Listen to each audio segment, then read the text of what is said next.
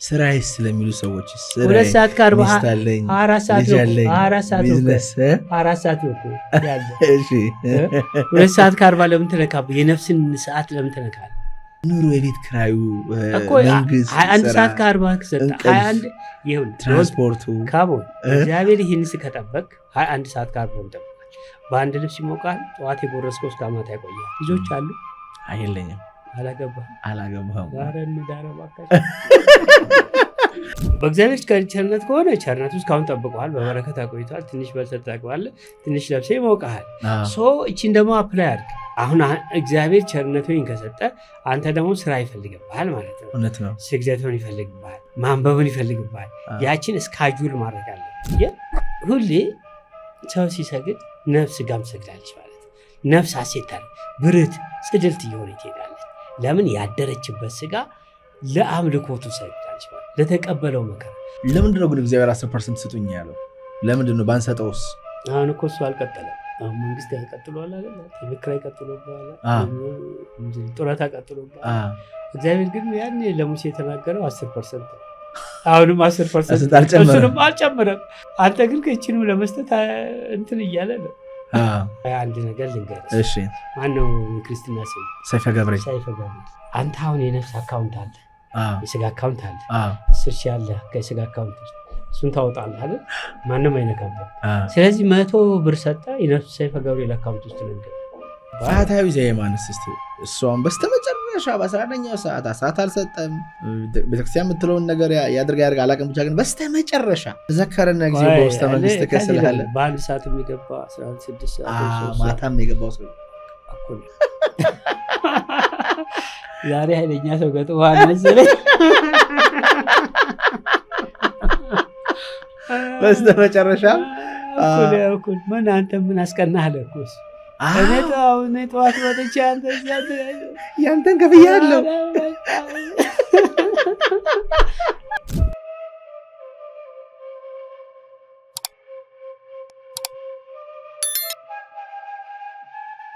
ራስን ሳንክቲፋይ ማድረግ ምን ማለት ነው? ጌታችን ኢየሱስ ክርስቶስ መጽሐፍ ቅዱስ ላይ ስለ ሳንቲፊኬሽን አውርቷል አይደለ?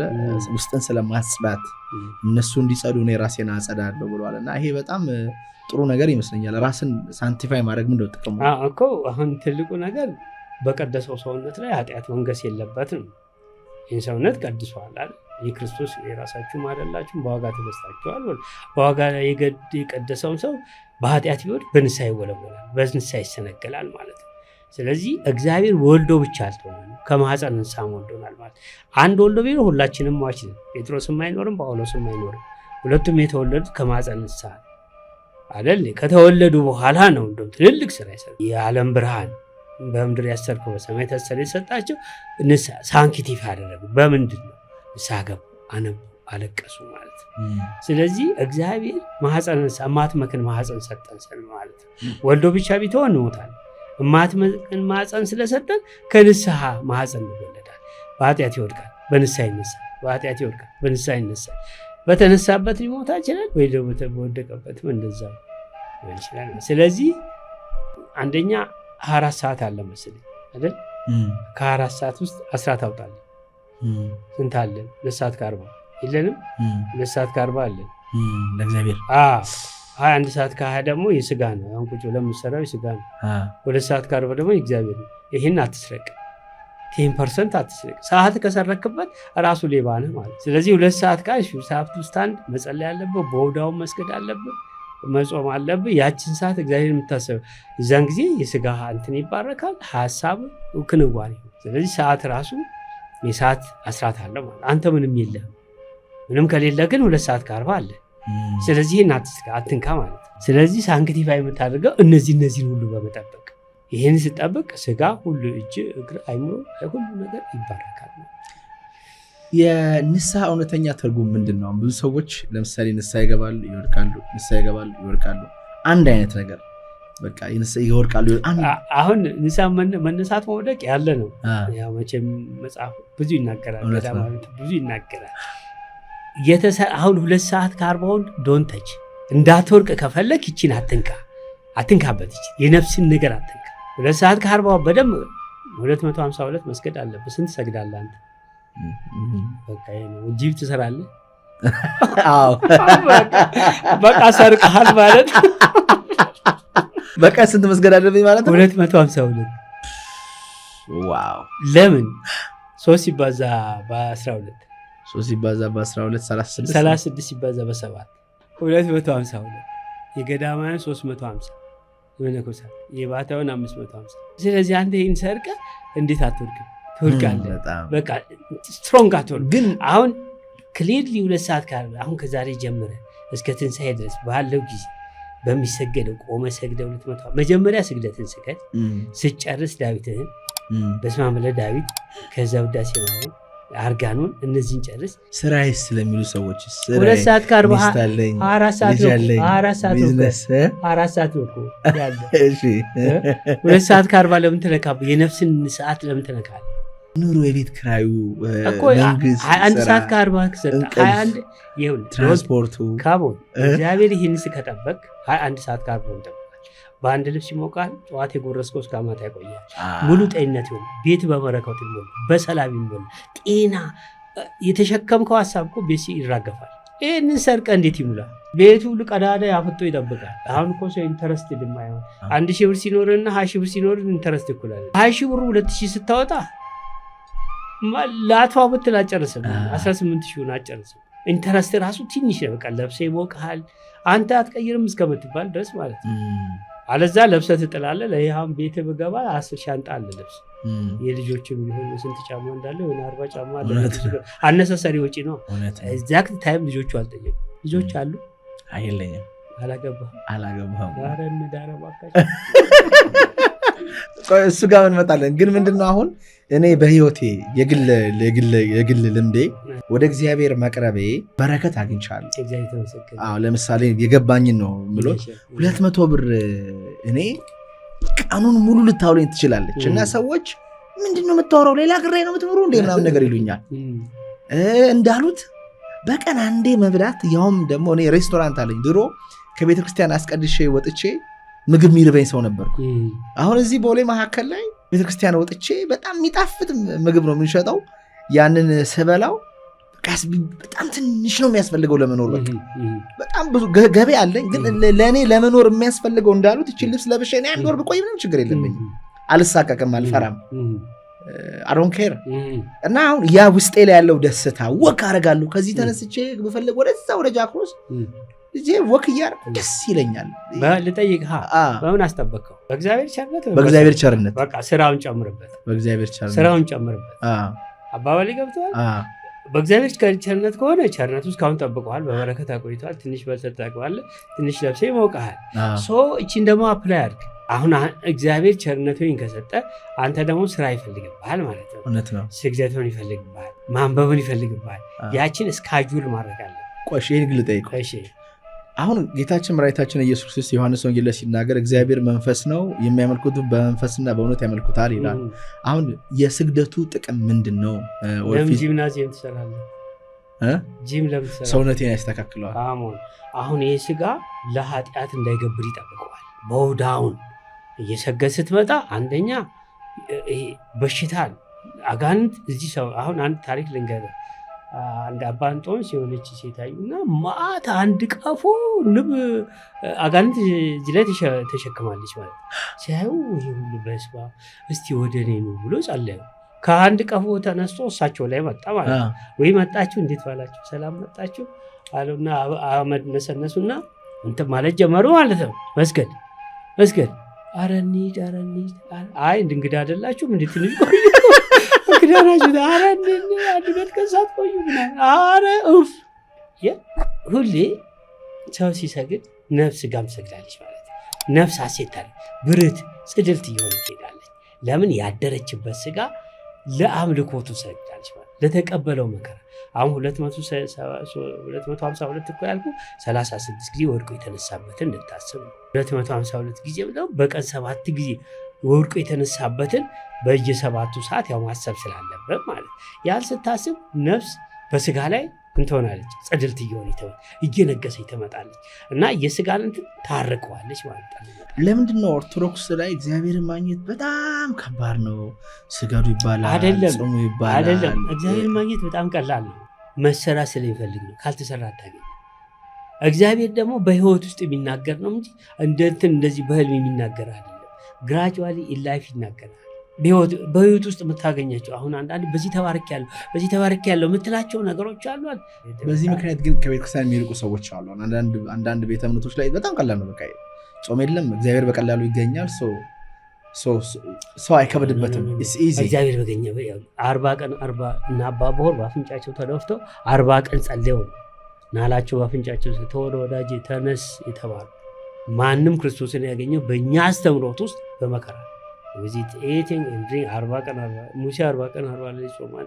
እንትና 40 ቀን 40 ብዙ ቅዱሳኖች። እኛ ደግሞ ልመናችን ብዙ ጊዜ ፈቃዱን አንጠይቅም። ሁሌ እንኳን የምንጸልያት አቡነ ዘበሰማያት ላይ ፈቃደ በሰማይ እንደሆነች እንዲሁም በምድር ትሁን ይላል።